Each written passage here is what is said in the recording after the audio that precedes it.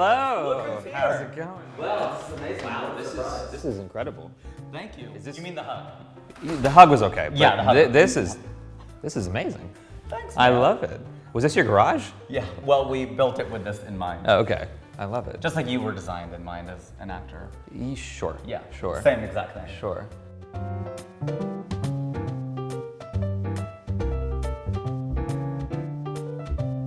You are mostly, is that how you would describe your career thus far, is you're the Asian best friend? Mm-hmm. The ABF.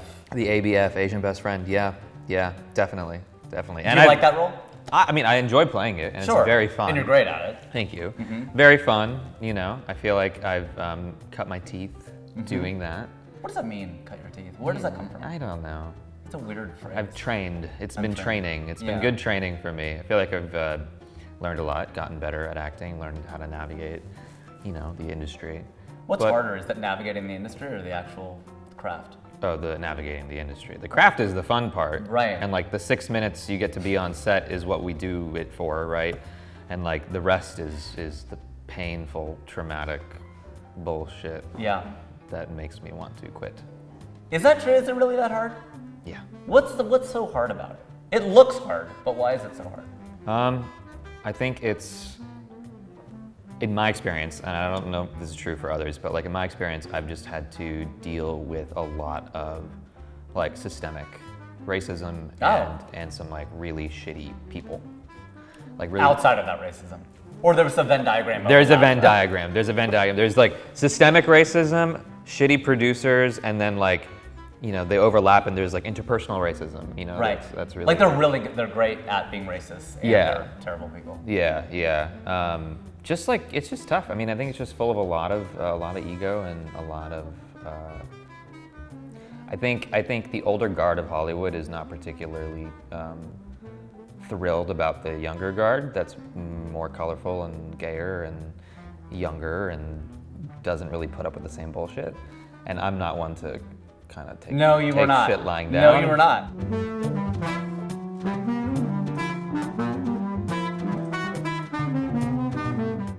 And you're the reason that Joe Biden and Kamala Harris are in office. That is true. Single-handedly. Actually, that's true. That's true. I would say you get all the credit. I personally, I think it was the electoral votes of mine. Yes, That the Nik Dodani edge. yeah. People thought it stood for North Dakota, but it was actually Nik Dodani. Nik Dodani, yeah. With their 3 electoral votes or whatever Yes, they have. yeah. No, I'm obviously exaggerating for comedic effect, but you were down to clown, man. Like you were on all those events. You said anything I can do, referring to yourself, and you were everywhere. You were all over this place. I felt like if, you know, the policy I took was I just said yes to everything. I was just like, I'm just going to say yes to everything because if we lose and You're like, I should have done that one thing. Right, I just didn't, it was actually quite selfish. I didn't want to feel regret or remorse if we lost, you know what I mean? Oh, I totally know what you mean. And so I was just like, and I feel like so many of my friends and so many people were just in the same boat. We were like, no matter what it is, we're just gonna do it. Even if it seems dumb or wasteful or Over the top. or whatever. yeah, definitely there was a lot.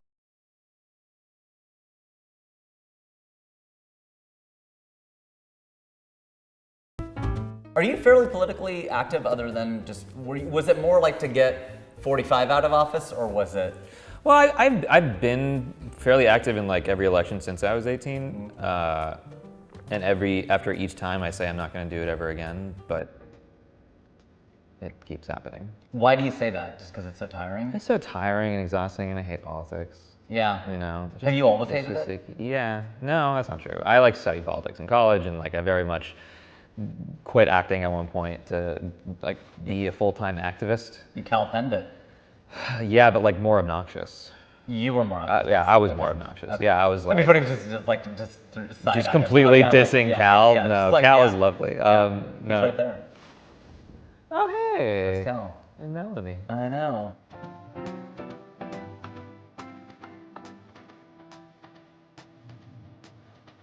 The Salon is a forum for South Asian artists and executives to connect and collaborate and help each other out. It's really to bring together like people who are at a certain point in their career who have influence to help the next generation and to help each other and to help get like brown stories made. Sure. Film, TV, podcast, all of it. Vinny is a co-founder along with Bash Naran, who's a manager. We founded it a couple years ago, and Vinny was really kind of like the connector. He brought me and Bash together and was like the really passionate, like, we got to do this type of thing. Wow. Yeah. That's cool. Because we were talking and like, so my manager is a 6'3", 4" gay black man. And that's relevant because he's part of 2 industry groups, Black Gay Brunch and Tall Gay Agenda. Yeah. Which is specifically for tall gay men over 6'2" or something. And He just barely made it. yeah, and we were like, how is there a group that specific and then not a group for us? You know what I mean? You're not joking anymore. This is real. Oh, this is 100% real. There's really a group for tall gay men. Tall Gay Agenda. It's literally called that. Yeah. I thought you were just doing a bit. So that's my manager met his now partner.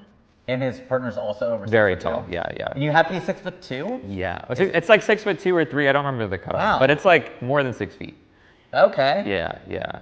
I'm surprised because that's quite tall. Yeah. Well, Like 6 is tall. yeah, but like, taller than 6. I mean, Who's not? that's when it becomes an agenda.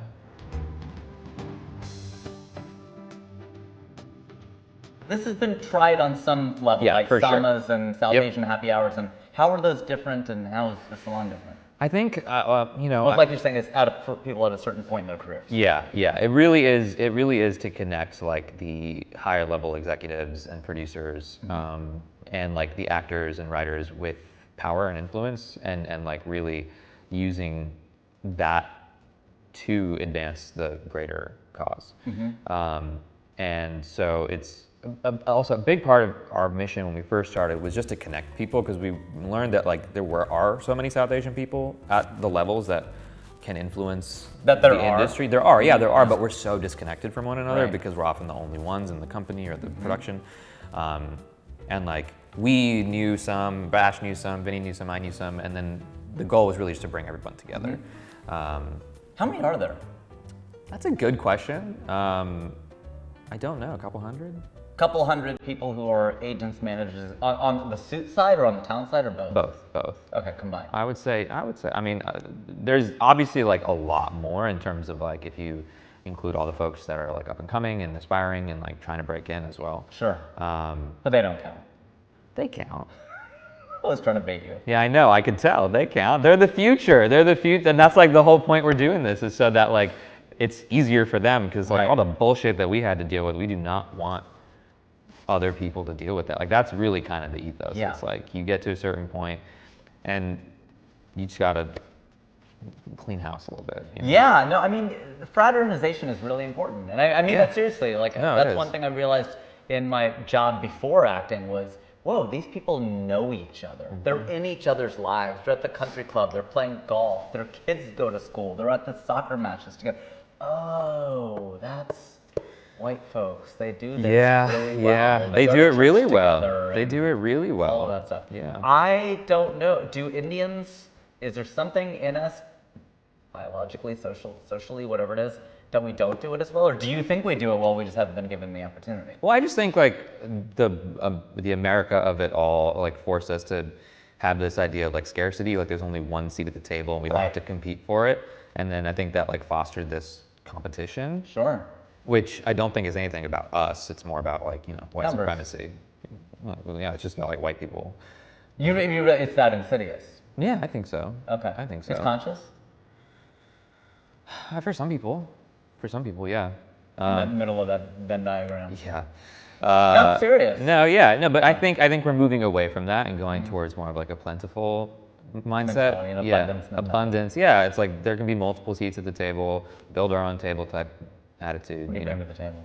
What do you bring to the table? You literally built your We own literally table. built this.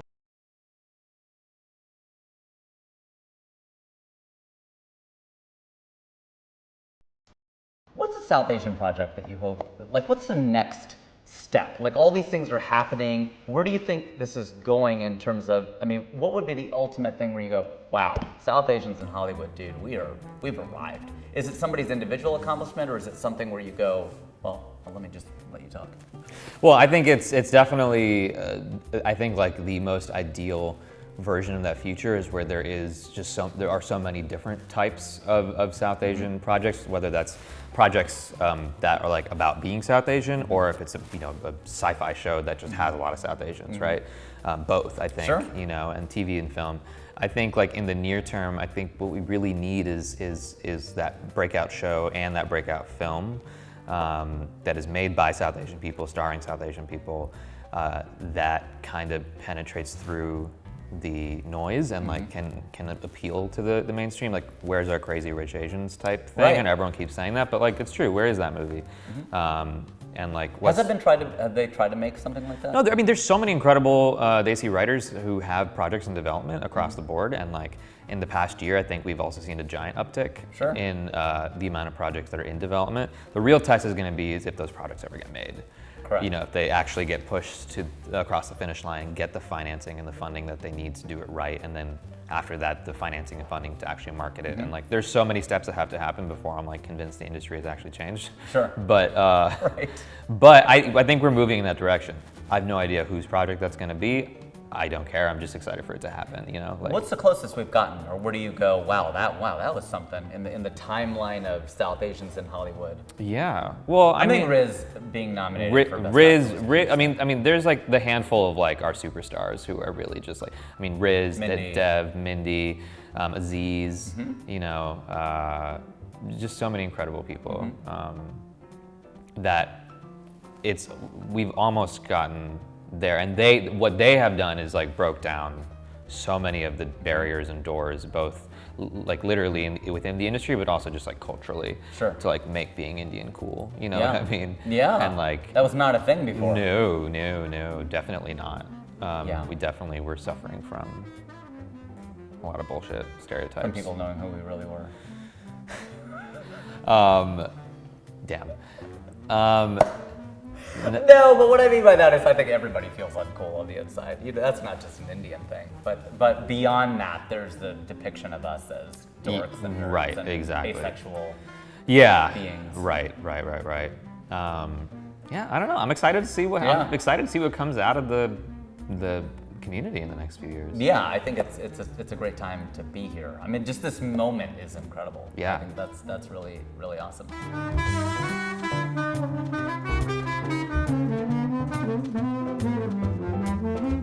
How do you feel as you move through the world? Do you see yourself as, and you're all of these things obviously, but do you see yourself primarily as Indian or South Asian, gay? Which like the advocacy that you feel is? I mean, they're of course they're both important. Yeah. And beyond that are important, but then you've got like you're saying the tall, like that's a thing for some Right, people. for So, some like, people. Yeah, I mean, how do you see yourself, adjective or noun, where you're like, well, this is what I am and this is the representation? I feel like being Indian, being South Asian, and being queer are like my two big identities that are the most salient for me. Sure.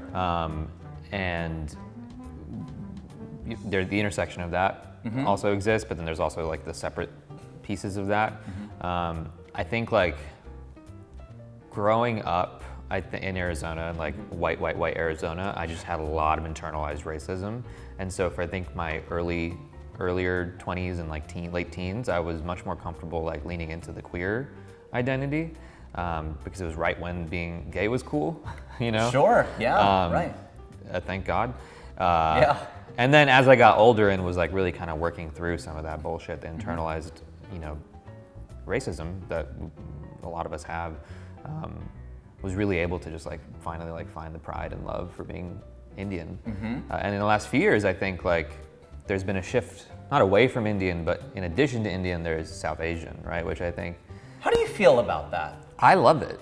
I love it because I mean, so my grandparents were refugees in the partition, and they were from what is now Pakistan. So are mine. Yeah. Oh, okay. I didn't know that. Okay. Yeah, I didn't know that either.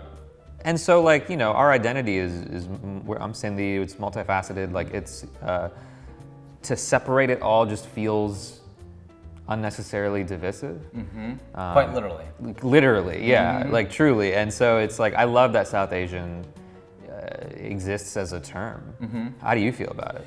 I'm still processing it. I like inclusion generally, and I think words are extremely important. I think that the way we talk about all this stuff and the way we unpack it, it drives a mentality. Yeah. So Well, similar to LGBTQ, do you say that? Do you say queer? Where do you? I prefer queer, just because it's easier to say than LGBTQ+, but Sure. I'm not against LGBTQ+. Sure. As like an acronym. Is there a bad iteration of that if somebody stops at one of them and just says LGBT or? Well, yeah, whatever? if they're like LGB, you know. Yeah, they're like, LG. Yeah. Like a TV. I didn't even think of that. Or a BLT. That's a sandwich. Has it been an hour? Wordplay, everybody. That's time is honeys. Yeah, That's what I say. That's what you bring to the table. That's is what wordplay. It's puns. I'm a Punjabi. Oh my God. Oh no. Oh no. You're like, maybe division is a good thing. Oh, I know. You completely changed my whole opinion. I did. Yeah. You're just like, you know that. what? Why don't we just siphon these people Yes, off? yes, yeah. If you make these sorts of jokes. Wait, so you're feeling like you like inclusion, but there's a but coming. There's a but coming in the sense of, I think it's, so I was talking to my best friend who's white, Christian, etc. And I said something, I stumbled through saying Indian and I said South Asian. He goes, so you can't call yourself what you are anymore.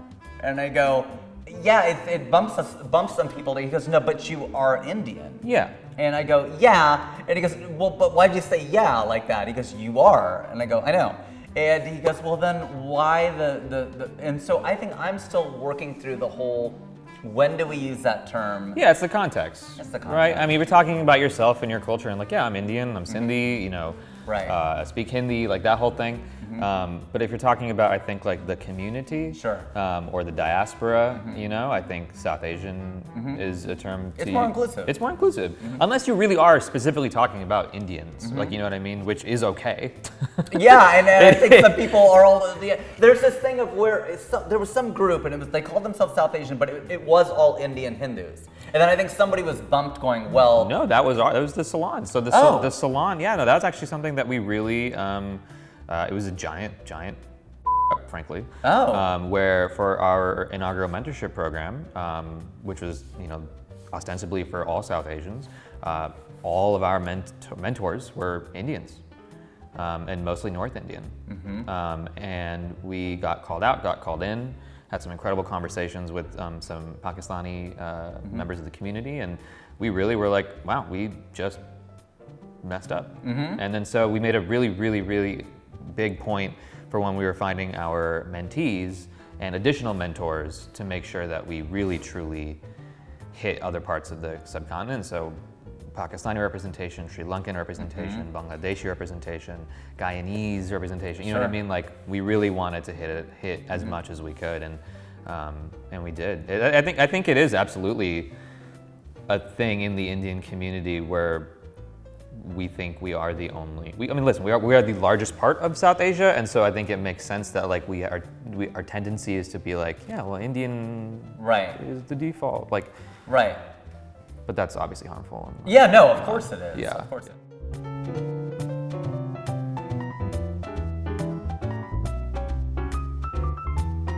What do you think your celebrity has afforded you that you don't think you otherwise would have?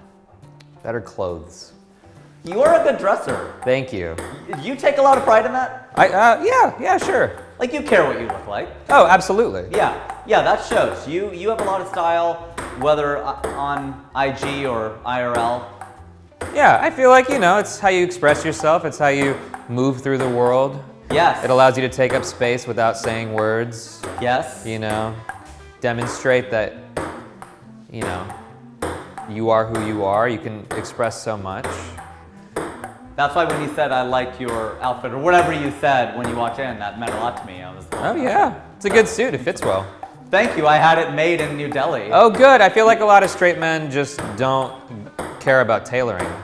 It's the only way to fly. It is. Especially when you're my size. I'm so tiny. And also with the suits, you know, you really it's got to be good. Yeah, I hear you. Oh, look at you. That. You got it, man. I'm telling you, you're on it. Look at that. I like the phrase you just used, how you move through the world. That's actually a question of mine. How do you feel, look at you, man, I'm telling you, volleyballing it over here. How do you feel as you move through the world? So I asked you kind of a version of this question in the booth, but you know, what you're representing, et cetera, whether it was queer or South Asian, what do you lead with? And as you move through the world, do you feel a certain way? Like maybe you feel, some people feel tall. So that informs their point of view, whatever. Like, are you aware of how you're perceived, or you just kind of walk through the world and you're like, yeah, I'm just a dude, I'm here? I mean, I like to think that I'm aware of how I'm perceived, but I don't think anyone is completely aware of how others perceive them. I mean, that's what self-awareness is, right? Yeah, I like to think that I lead with humor and kindness, and I do, but I also lead with, I think, like, especially more recently, after having gone through years of just dealing with a lot of bullshit, I also lead with a lot of, like, don't with me energy. Okay. You know? Which definitely can be off-putting to some people. Sure. But I also don't care, because don't with me. What does that mean exactly? You mean just like don't assume things about me? Don't assume things, like... Look at this, I'm telling you. Wow, okay. Who needs a table? Well, it just means that, like, if you do something wrong, I will call you out. I won't laugh at your stupid racist jokes. You know what I mean? Like, I won't. If you mistreat a crew member, I will tell you that that's not okay. Like, that kind of thing, where it's like, because there's this culture in the industry of just like turning a blind eye to a lot of shit and just being, oh my God, I'm so grateful to be here. Like, this is so fun. I love it all the time. Right. Ignoring all the toxic bullshit, but like, I'm past that. Like, there's so much toxic bullshit. And like, I'm at a position where like I can actually speak up without as much repercussion, and like, which is not always true. I have faced a lot of repercussions as well for speaking up, and so it's like this balance of like standing up for myself and others. So I do have to unpack what you asked. So without naming names, or you can name them, but of course we don't expect you to, give me an example of some of the bullshit. When you're like, there's a lot of toxic bullshit, give me an example of a time that you saw it and didn't speak up, a time where you did, and then you talked about repercussions. Well, I think one common form of toxic bullshit on set is when actors or people above the line treat lower level crew like shit. Okay. And like PAs especially get treated like shit. They get yelled at, they get overworked and underappreciated, or, you know, there's a lot of sexism on set too, from like, you know, men towards women. And still? Yeah. What's an example? Is that a like joke? They'll ask a woman to do something they wouldn't ask a man to do? No, like, or if like, I think one experience I've had is that like, on TV, you know, you go through lots of different types of directors, and like every time we'd have like a director who was a woman, like just the way that some of the crew would talk to her or like respond to the directions would be with much more skepticism, or like to the director. Yeah.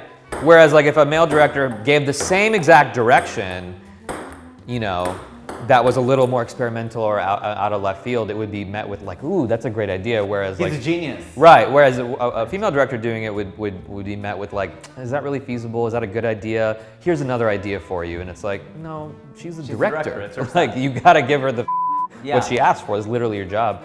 And so like stuff like that, where it's just like. So that's not above the line, below the line. That's actually actors reacting to the director kind of Yeah, thing. yeah. Well, I've seen it more, less so in my experience from like the actors to director, but more like crew. Oh, okay. You know, the crew being like, oh, maybe that's not possible to set up that shot. Right, That's going to be time consuming, or whatever it is. Right. Okay. And I think a lot of it's like unconscious. It's not like I haven't really experienced.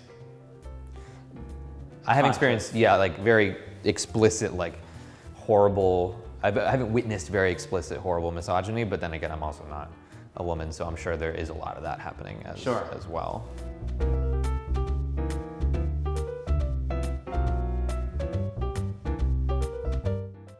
Do you think you've made it?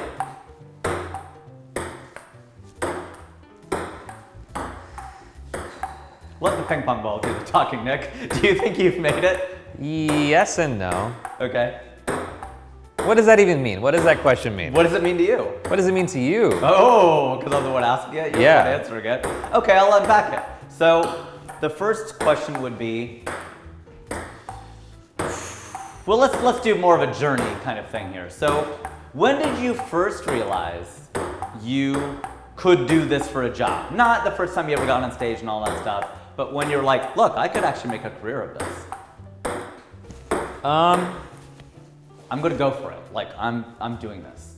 Yeah, I think probably when I booked my first like real job, like I'd done a lot of community theater and like student films and stuff growing up. When I booked a pilot when I was like 13, Sure. I was like, oh, okay, this could be real. And it was like, you know, it was for an actual network and it didn't get picked up, but like it was one of the things where I was like, oh, this could be a real So it's a real 2008. thing. Yeah, 2008. It's a long time ago. Yeah. Okay. Yeah. That's fast math. That's math. Yeah. That's what we do. That's what we do. You were 13. It was half your life ago. Yeah. And so that's a milestone. That's a really big deal. You've been acting you've been in pursuit of this for half of your life. Yeah, longer I think, because I started doing like acting classes. I think when I was like 10. It was like, you know, my parents tried to get me to do sports and robotics and like just anything to get me out of the house, you know. Were you a homebody, kind of like a? Yeah, I very much enjoyed being at home. Yeah. And then acting was the only thing that like really like, you know, resonated and that I was good at. And then what did you feel later about how when you booked something really big and you're like, what was that project and what was that feeling like? Where you're going, oh my gosh, okay, I booked this. So I know the pilot didn't go. Right. I would say Atypical was probably like the big one. It was 2016. Okay. It was, I think, it was like, you know, it was a major character on a show. Series regular on a Netflix show. Technically not a series regular. Yeah, because your name is. Was listed as a series regular, but then I was offered it as a guest star, which is a other systemic problem that happens in the industry. Oh, is that true? Oh yeah, and it's not just a racialized problem, though. I think it disproportionately affects actors of color. But I think the big streamers love to downgrade series regular characters to guest stars to save money, and it's just true across the board. And they can get away with it because of, you know, it's new media, so like they can really do whatever they want. Yeah. Like if it were on NBC, it wouldn't be the same thing. I'm sure there's also problems there. I haven't done that much network TV, so like I can't speak too much to it. But yeah, series regular level character. Sure. Right? And then because your social media numbers are really big. There are people who have done as much acting as you have, less, more, but don't have quite the profile you do. What do you attribute that to? Atypical, I really do. I think that show, you know, the thing about Netflix is amazing is that it's online. It's global. It's, you know, it's 180 something countries like that. Sure. Nearly 200 million viewers, and it's released all over the world, and it's dubbed into like a bajillion languages. Sure. And the show resonated. The show resonated with a lot of people. I think it's a really comforting show.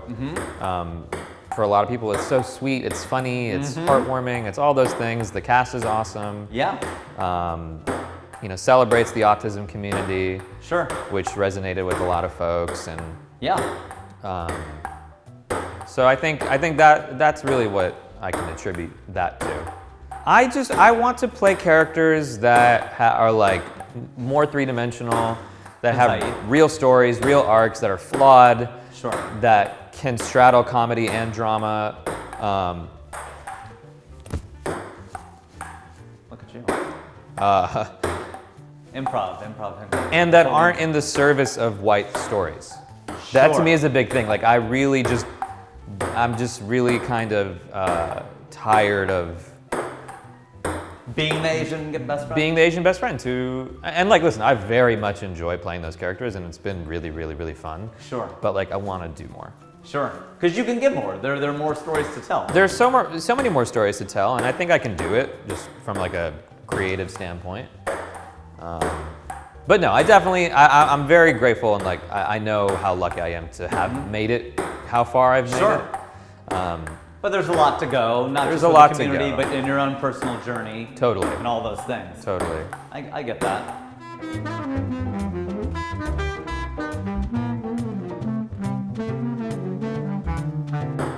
Any advice for the kids out there? Take as many classes as you can. I think like when I was first starting, like all the writing, acting, art, like those classes where I found community and where I found confidence, you know? And I feel like you never know what creative potential that might be lurking beneath the surface that you won't have to unlock, you know? Sure. Like you don't know what you're good at until you try it. Yeah, exactly. Okay, so And not like, just acting classes, but just all classes. any kind of anything class in creative, general. I think. Okay. I think helps. It all informs the Totally, craft. totally. Especially with acting, like if you're not working regularly, you need to keep the skill sharp, and class is the way to do it.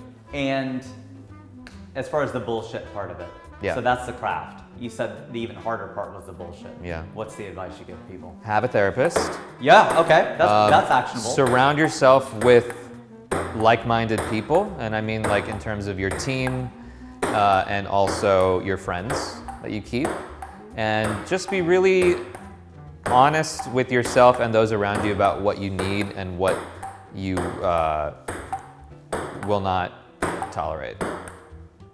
Kind of a don't F with me quality. Yeah, I think, obviously it's harder when you're just starting because you want to be a really easygoing Sure.